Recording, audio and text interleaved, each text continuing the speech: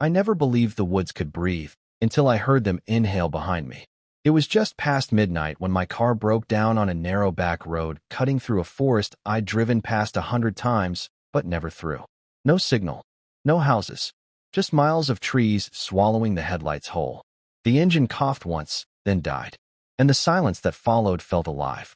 At first, it was normal forest noise. Crickets, leaves shifting, a distant owl. I told myself to stay calm. I grabbed my phone for light and stepped out. The air smelled damp, like wet soil and rotting bark.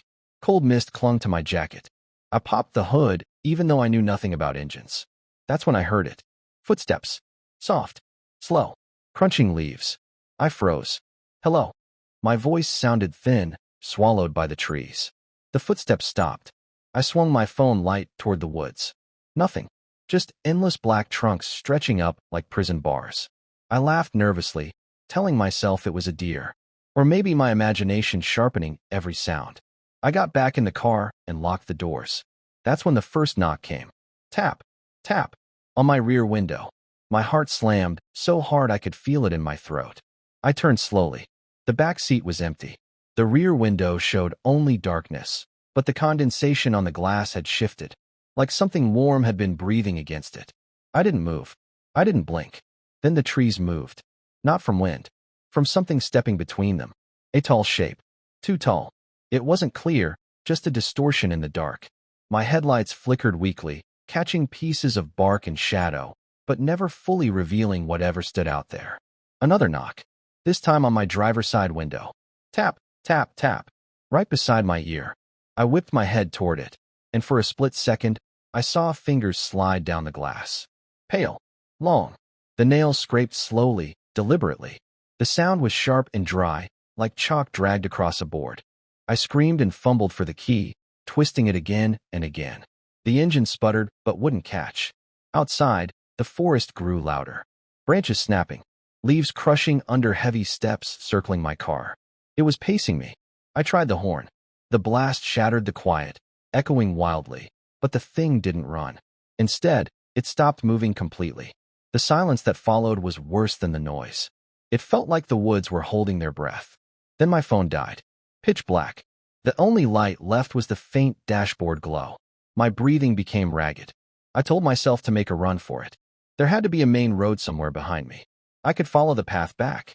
But before I could unlock the door, something slammed onto the roof. The entire car shook violently. Metal groaned above my head. I heard weight shifting, crawling. Slow. Intentional. Then dragging. It dragged something heavy across the roof, from front to back. The sound was wet, sticky, and then it leaned down in front of my windshield. I couldn't see its face clearly, just the outline. Shoulders too narrow, neck too long. The glass fogged from its breath, and two deep impressions pressed outward from inside the mist, like eye sockets staring straight at me. I couldn't scream anymore. My throat locked.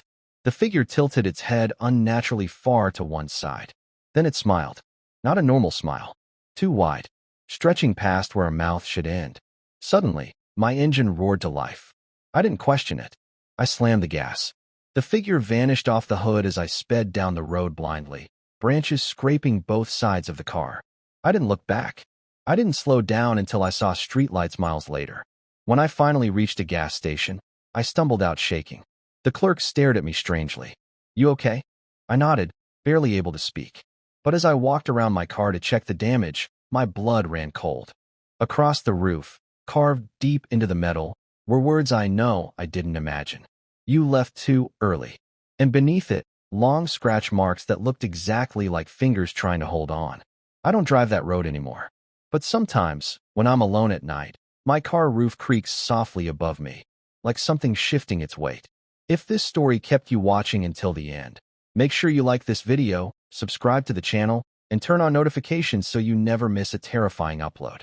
Comment below if you would survive this night, and I'll see you in the next nightmare.